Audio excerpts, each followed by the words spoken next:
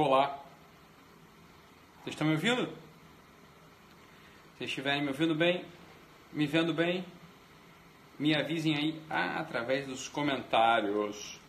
Sejam bem-vindos aí à nossa live noturna. Se vocês estiverem me vendo bem, me ouvindo bem, me avisem aí através dos comentários. Estão me ouvindo, pessoal? Estão me ouvindo? E aí, Fernandão? Fernando, porra, cara, não conseguiu jantar ontem, né? Puta. E aí? Estão me vendo? Mas vocês não estão me falando se vocês estão me vendo. Estão me ouvindo? É porque eu não sei se está conectado aqui tá ouvindo, Laísa? Que bom.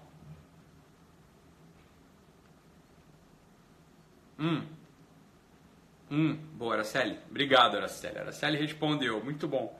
Ítalo Forfã, pelo visto aí, é um metafísico de primeira, né? Fez uma pergunta lá pelo direct que é impressionante. Impressionaria qualquer alminha incauta. Esse Ítalo Forfã, cara, esse cara é um zoeiro sem fim. São os melhores memes aí. Justiça! Que bom! E aí, Júlia? Julian. Muito bom. E aí, pessoal?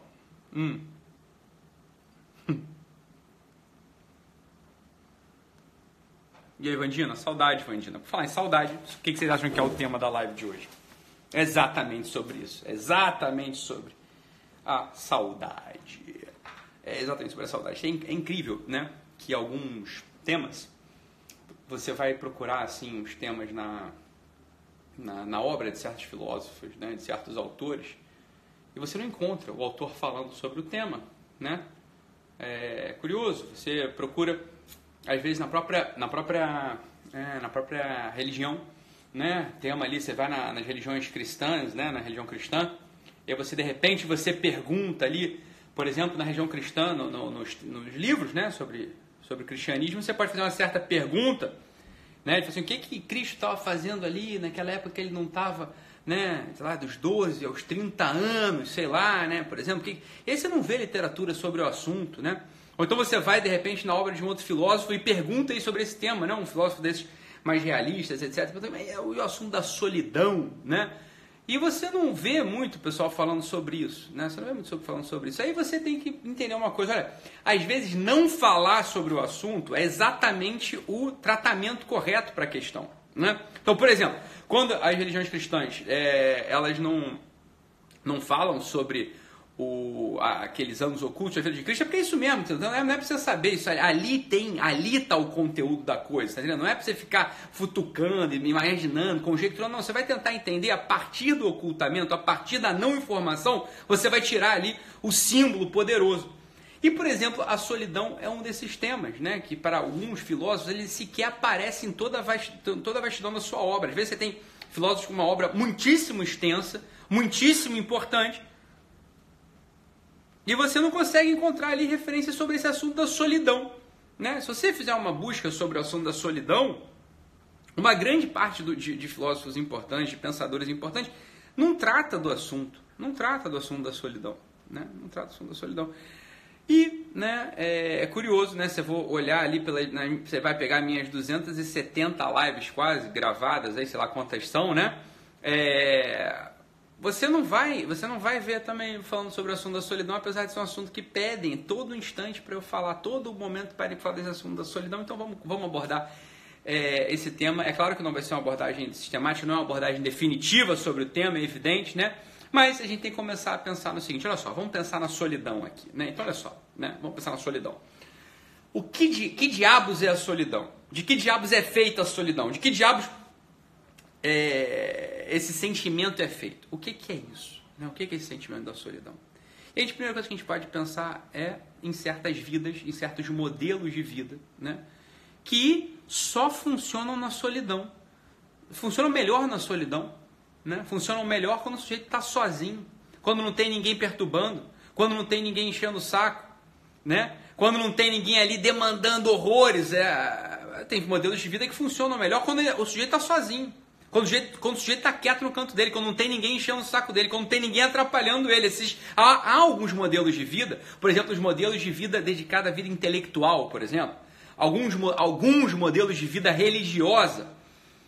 E você não vai ver ninguém reclamando disso, pelo contrário. Pelo contrário, esses sujeitos, né, um sujeito que tem uma aptidão intelectual, o que ele está rezando é para ele ter um momento de solidão. Ele está rezando, às vezes, para ninguém parar de encher o saco dele, para não ter ninguém do lado dele, para não ter ninguém ali perto perturbando a cabeça dele. Então, só a partir dessa análise, a gente já começa a ver o seguinte, olha, a solidão em si, talvez ela não seja um problema. Talvez ela não seja um problema. Então, qual seria o problema dessa dita solidão, né? Dessa dita solidão que tantas pessoas, às vezes, né, se afetam, que as pessoas não querem se defrontar, né? Muitas vezes, né, a pessoa que está sofrendo, a pessoa que está ali, né, dizendo que sofre porque está só, dizendo que sofre porque tem solidão, né, a maior parte dela, não estou falando todas, existem solidões dramáticas, né, sobretudo aquelas solidões que implicam num abandono de necessidades físicas triviais, mas eu não estou falando dessas, eu estou falando daquelas solidões, da solidão do sujeito saudável, do sujeito normal, que fica reclamando que está sozinho, né, que está sozinho, ele está reclamando que está sozinho. Do que será que ele está reclamando de verdade? Olha, em regra, esse sujeito que está reclamando, né, da solidão, né, é um sujeito extremamente egoísta, né? Outro dia eu vi um meme desses na internet, eu achei perfeito, é que eu realmente não lembro onde eu vi esse meme, mas era uma menininha reclamando, ninguém me chama pra nada. Aí a tirinha embaixo era assim, né? Uma amiga ligando, né? Vamos sair hoje? Aí ela dizendo, hoje não dá. A maior parte das vezes, né? A maior parte das pessoas que está reclamando de solidão é uma pessoa extremamente chata. É uma pessoa que só está olhando para o seu próprio umbigo. É uma pessoa que só quer que os seus programas sejam executados. Ela só quer que as suas ideias estejam na roda, né? É uma pessoa que não tem uma certa flexibilidade, uma flexibilidade biográfica para poder ceder nas suas ideias, né? Não, ela na verdade o que ela está reclamando não é de solidão. A maior parte das pessoas que está reclamando de solidão, ela está reclamando o seguinte, por que o mundo não me aceita, né? Do jeitinho que eu sou? Né? Por que o mundo não me aceita do jeitinho que eu sou? No curso de psicólogos agora, desse final de semana, uma parte das coisas, a gente falou ali de algumas coisas, mas tem uma coisa que a gente falou que é isso, olha só, né? Veja, o olhar do outro sobre mim, a expectativa do outro sobre mim, me determina sim e deve me determinar. Alguém que vem com esse papinho aí, né? Não, eu sou eu, né? Independente do que o outro tá achando de mim, independente do outro, né? Independente da expectativa do outro. Mas que ideia é essa de jirico? Olha, uma grande função da maturidade humana,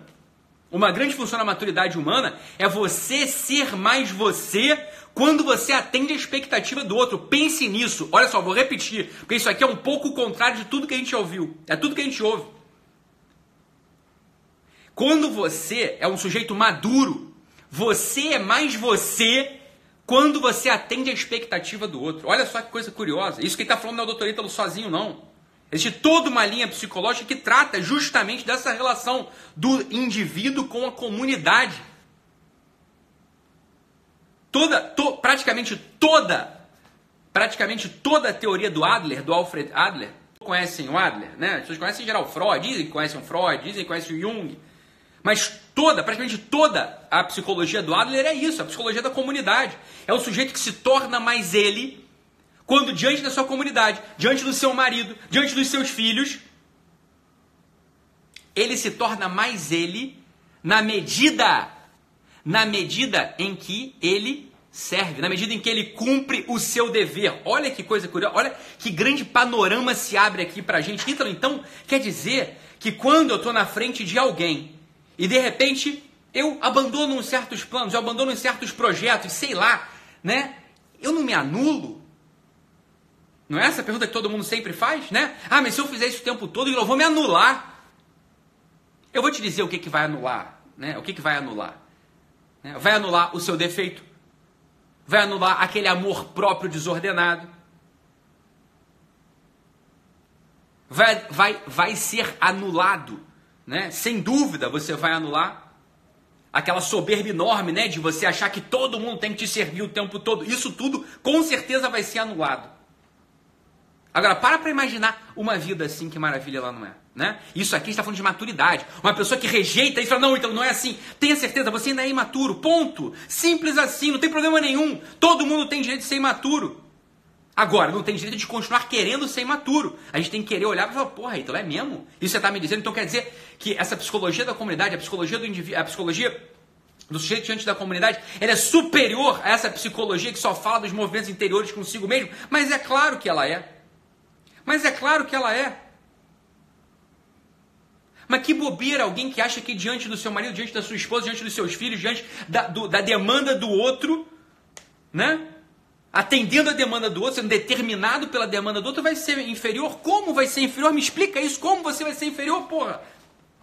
Você está exercendo uma função superior do teu espírito. Que função é essa? É a função de alguém que é útil, de alguém que sabe fazer coisas no mundo, e justamente porque ele é útil, sabe fazer coisas no mundo, o outro olha para ele e espera algo dele. E esse esperar encontra justamente a entrega. Olha que coisa bonita, bicho. Olha que coisa bonita. Veja se não há beleza. É uma pergunta que eu vou te fazer. Veja se não há beleza nessa cena, né? Um médico com fome, indo jantar, chega uma família com um sujeito, né, no colo, o pai de família no colo, com a barriga aberta, né, a barriga aberta, porque foi envolvido ali num acidente e pá, levou uma machadada na barriga. Mas não é óbvio que esse médico, ele vai botar sua fomezinha no bolso e vai pegar esse pai de família e vai correndo com ele justamente para o centro cirúrgico para resolver aquele problema? Mas não é óbvio isso?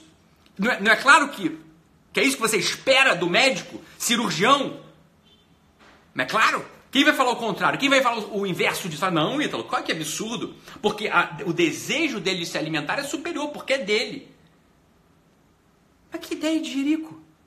Agora, por que nesse exemplo fica claro que o médico tem que fazer isso? Você vai falar, porque ele é médico. Mas não é isso, não. Eu vou te dizer como é que é a situação crua. A situação crua é a seguinte, porque esse sujeito, né? Ele tem uma série de expertises, ele sabe fazer algo que ninguém mais sabe, e aquela pequena comunidade, mãe, filha e pai de família esfaqueado, dependem do saber daquele médico. Então, quando aquele médico bota a sua fomezinha, então, a pizza já chegou, a pizza está quente, a pizza de pepperoni deliciosa, ele ia jantar aquilo naquele momento, maravilha. Ele vai botar esse desejo, essa fome dele, esse desejo interior dele no bolso, vai parar. Ele não vai pensar nele. Ele vai se determinar pela expectativa do outro. Não é óbvio que é isso que você espera de um médico ali nessa situação? É claro que ele espera. É claro que você espera isso. Eu também espero isso. Todo mundo espera isso. Óbvio. Porque a gente está diante de alguém maduro. Por que diabos a gente permite que a gente não seja maduro? Quando existe uma expectativa da comunidade, uma expectativa do outro, a gente fala, não. Primeiro, meus movimentos. Sabe o que vai acontecer contigo se você continuar assim? Você jamais vai amadurecer. Jamais vai amadurecer. Por quê? Porque você vai abrir mão de uma utilidade no mundo. Olha só que coisa terrível. Quando você Não, né? Eu vi esses dias um post, né? Nossa, mãe triste, né? Um sacerdote desses famoso aí, escrevendo essa coisa, né? Não, cuidado com o olhar do outro, né? Não se determine. Como assim não se determine pelo olhar do outro? Como assim? Né? Mas que absurdo. Que absurdo. Em geral, esses movimentos de solidão que aparecem, eles aparecem justamente porque você está acostumado a uma vida vazia. A uma vida de não serviço, de não utilidade. Uma vida que não se determina pelo olhar do outro. É um venha a nós a todo instante. Todo instante. A dor que aparece, essa dor de solidão que aparece, saiba, é uma dor de quarta camada. É uma dor, é puramente de quarta camada. Um sujeito que não está mais na quarta camada, ele não dói quando ele está sozinho. Pelo contrário, ele aproveita esses momentos de solidão, né? Momentos de viagem, né? Momentos, né, onde as pessoas não estão em casa. Ele aproveita todos esses momentos para quê? Para ganhar, né? Ou para ele descansar, para ele estudar alguma coisa, para ele aprender alguma coisa. Mas é claro Como é que vai doer? Não dói. Você está entendendo? A solidão para o homem maduro, olha o que eu vou falar, isso aqui é duro que eu estou dizendo, hein? É duro que eu estou dizendo. A solidão para o homem maduro não dói desse jeito. Sequer essa pergunta aparece. Não aparece. Quando a pessoa fala assim, nossa, a solidão está doendo, saiba, existe ainda um lugar de imaturidade muito profundo na tua atuação. É sempre assim. Né? Vai aparecer um lugar de imaturidade muito profundo. Você tem que olhar para você e falar o seguinte, olha, eu acho que é justamente esse pensamento, né, de autossuficiência afetiva que está me levando a sentir essa dor quando o outro não está me validando. É isso. Porque quando você... Escuta o que eu vou falar aqui, que isso não é complicado. Pode ser complicado porque a pessoa fica ali travada naquilo. Mas que coisa terrível. Né? Escuta. Quando o sujeito está acostumado a ser determinado pela expectativa do outro, e ele está ali na vida, justamente, a minha motivação na vida é dar conta de atender a expectativa do outro, porque eu sei fazer aquilo, porque só eu posso fazer aquilo. Como o exemplo do médico. Ora, se aquele médico não bota a fomezinha dele no bolso e vai ao centro cirúrgico, né, abordar aquele abdômen eviscerado, quem vai fazer? Você acha que o médico, ao sair das 4 horas de cirurgia que estão na frente dele, ele não sai mais ele? Cansado, com fome, talvez até um pouco puto, mas íntegro. É ele ali. Porque senão ele quem? Entende? Senão ele quem? Essa é a coisa. Esse é o tesão da vida. Este é o tesão da vida. Recolher umas quantas faculdades, umas quantas potências, umas quantas expertises e atender. Se eu sou mãe de família, que cuide da casa. Se eu sou pai de família, que honre meus filhos. Se eu sou médico, que alivie o sofrimento dos outros. Se eu sou um comerciante, que gere lucro para minha empresa e seja digno com meus funcionários. Mas que mais você quer? Que mais você quer? Olha, o tempo de jogar confete no ego acabou, hein? Esse tempo de ficar jogando confetezinho e purpurinazinha nesse teu egozinho de merda, acabou. Vamos parar com isso. Acabou. Isso é coisa de gente imatura. Não dá. Se você tem mais de 12 anos, não dá mais para ser imaturo. Não dá mais para ser imaturo, porque senão o teu sofrimento é um sofrimento sem substância. Você vai ficar sofrendo com essa solidão? Sabe por quê? Porque você quer que fiquem jogando confete no teu ego. Você quer que fiquem jogando confetezinho em você. Só que você é um bostinha. Né? Você até pode ser um cara legal, uma menina simpática, mas não serve pra nada. É claro que você vai estar sozinho, porra. Pra que a gente quer a companhia de alguém que não serve pra nada? Só serve pra ficar demandando atenção, demandando validação. Não dá. Você tá entendendo? As pessoas não vão contar contigo. Você vai se sentir mesmo sozinho. Esse que é o problema. Você vai mesmo se sentir sozinho. Porque você está sozinho. Companhia nesse mundo, meu amor. Companhia nesse mundo é serviço. Você faz a companhia aos outros. Você está entendendo isso? Ninguém te deve nada. Nem companhia. Ninguém te deve nada. Isso é libertador, porra. A companhia nesse mundo é você que dá aos outros. É só isso que é possível nesse mundo. Busque outra coisa para você ver o que acontece contigo. Né? Busque outra coisa. Ítalo, e a companhia de Deus? E a companhia? Porque Deus está sempre presente. Cara, se você não tem religião, você não vai sentir a companhia de Deus nunca. Você está entendendo que também é esforço? É óbvio que Ele está presente. Mas você não abre a presença para Ele. Você vai continuar se sentindo sozinho, porra. Coisa mais óbvia. Coisa mais óbvia do mundo. Que coisa mais óbvia do que essa, porra? Coisa mais óbvia. Ter função no mundo. Ter função no mundo. Servir, ser útil. Saber que ninguém te deve nada. Como é que você fica preso na quarta camada? Não fica, você vai sair dessa quarta camada. Você está entendendo?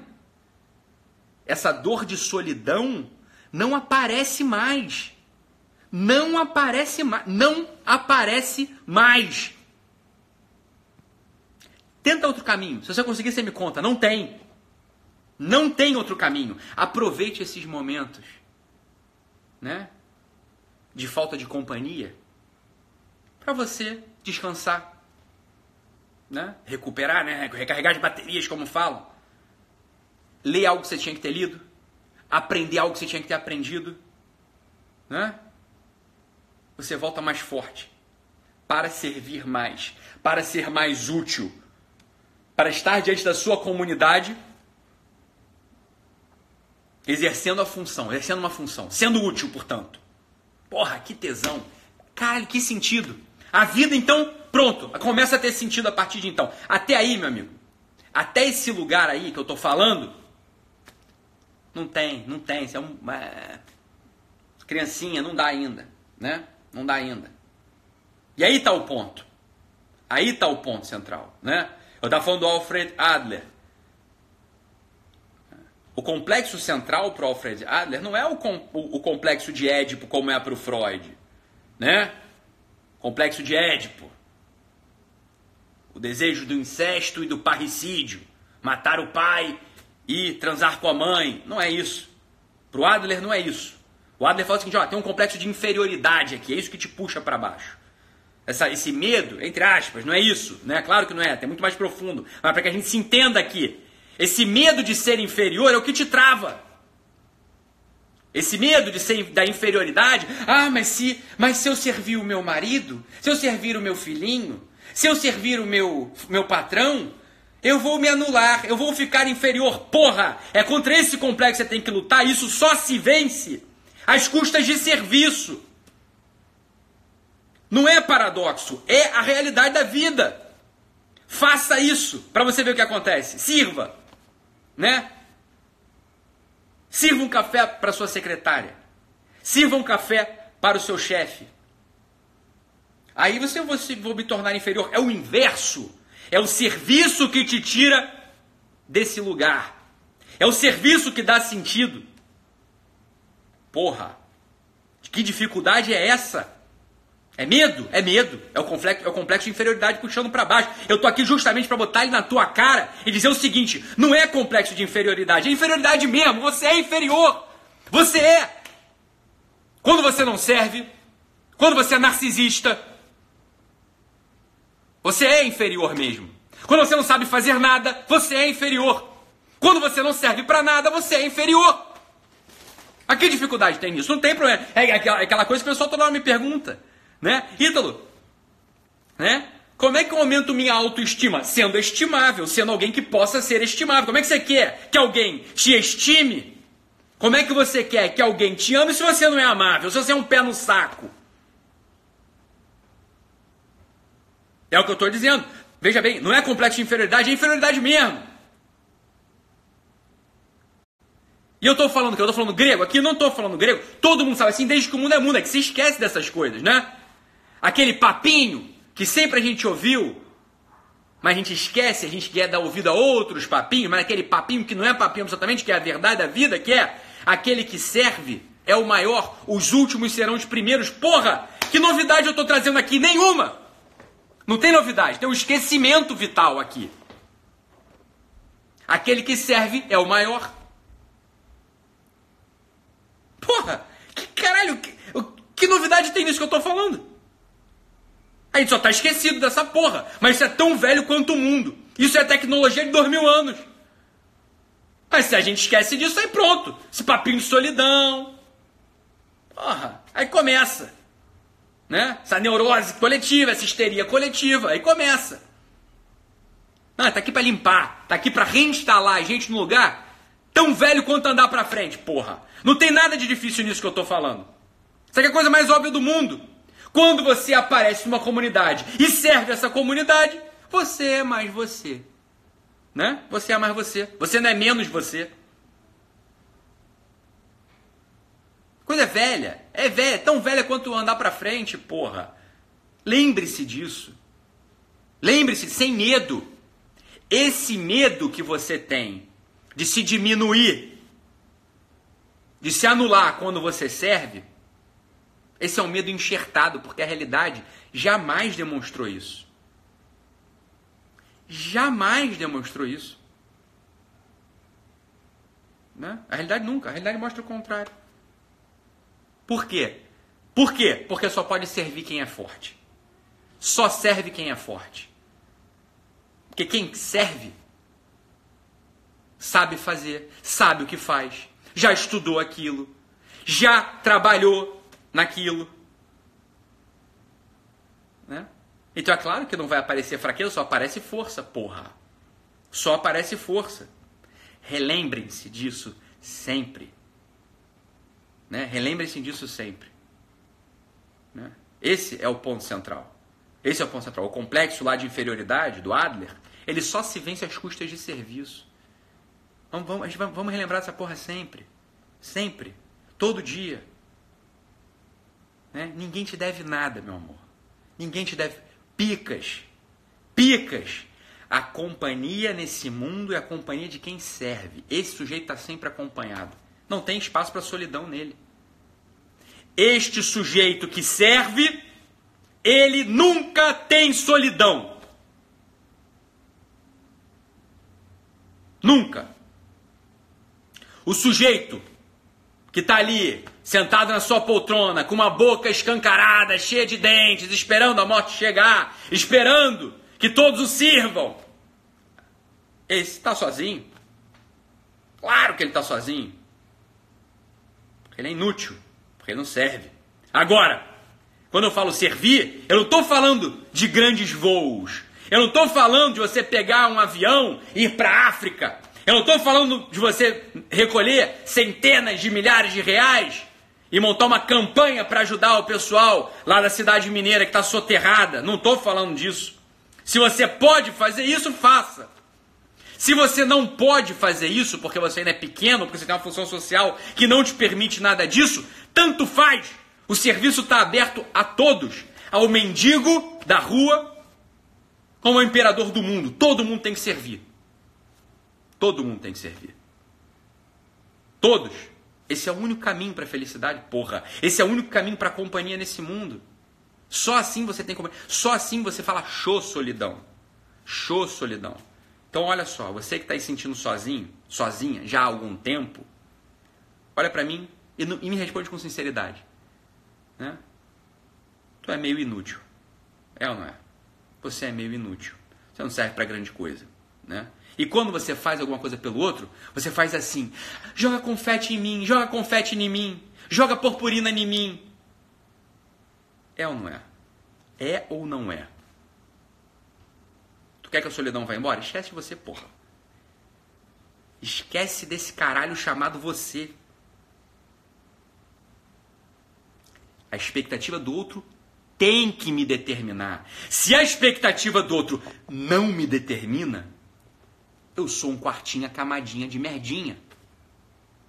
Se a expectativa do outro não me determina, né, eu ainda não tenho a estatura de maturidade da vida humana. Não tenho. Né? É isso, esse assunto lá no curso começou a partir de um post que eu tinha lido naquela manhã de sábado, do padre Fábio de Mello, um post infeliz. Eu entendo, né? Claro que eu entendo, mas tinha um post infeliz, que quando você lê de primeira, você fala, porra, é isso mesmo. Como é isso mesmo? Que história é essa? Olha, o Ortega disse uma coisa pra gente há anos. Há anos. Né? Eu sou eu e minhas circunstâncias. Eu sou eu e minhas circunstâncias. Algo da circunstância é a expectativa do outro. É a expectativa da comunidade. Ora, então eu, evidentemente, sou aquilo que a comunidade espera de mim também. Do contrário, eu não sou. Eu ainda não sou. Eu sou um bobão. Eu sou feito de geleia. Eu sou feito de pó, purpurina. Que triste uma vida. Que triste uma vida assim. Que triste uma vida assim. Triste. Triste. Vazia. Instável. Instável. Picos de euforia Vales de tristeza. Sempre assim. Sempre. O que estabiliza isso? Responde pra mim o que estabiliza isso, porra. Né? O serviço. Você ser alguém que atende expectativas da sua comunidade. Seja seu marido, seja seu filho, seja sua mulher, seja sua noiva. Né? Que beleza que é uma vida assim. Uma vida digna. Uma vida útil. Uma vida do caralho. Cheia de sentido.